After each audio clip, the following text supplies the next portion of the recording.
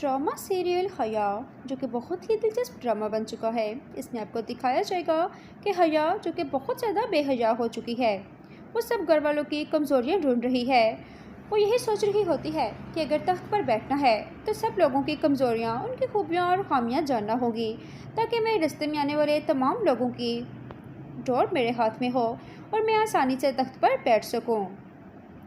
حیا جان گئی ہے کہ سونیا کسی لڑکے کے ساتھ افیئر میں ہے۔ حیا سونیا کے پاس جاتی ہے اور اسے کہتی ہے کہ تم جس سے محبت کرتی ہو، جس کے ساتھ تمہارا افیئر چل رہا ہے، میں اچھی طرح جانتی ہوں، لیکن تمہیں پریشان ہونے کی ضرورت نہیں، میں تمہارے ساتھ ہوں۔ تم اس لڑکے سے محبت کرتی ہو، یہ میں بات جانتی ہوں۔ سونیا بہت پریشان ہو جاتی ہے۔ حیا اسے کہتی ہے کہ میں یہ بات کسی کو بھی نہیں بتاؤں گی۔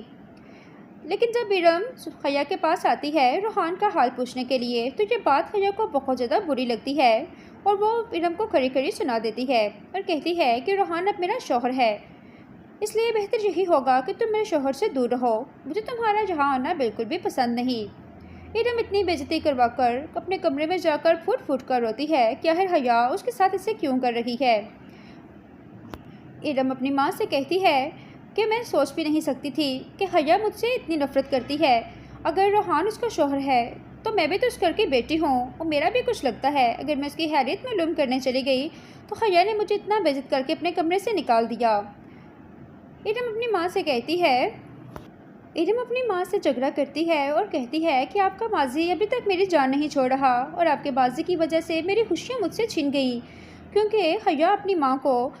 اس بات کا ذمہ دار ٹھہرا رہی ہے کہ اس کی شادی روحان کے ساتھ نہیں ہوئی، تو اس میں سب میں اس کی ماں کا قصور ہے۔ مگر حیا جو کہ اس تخت پہ بیٹھنے کے لیے سب کو اپنا غلام بنانا چاہتی ہے اور اس کے لیے کسی بھی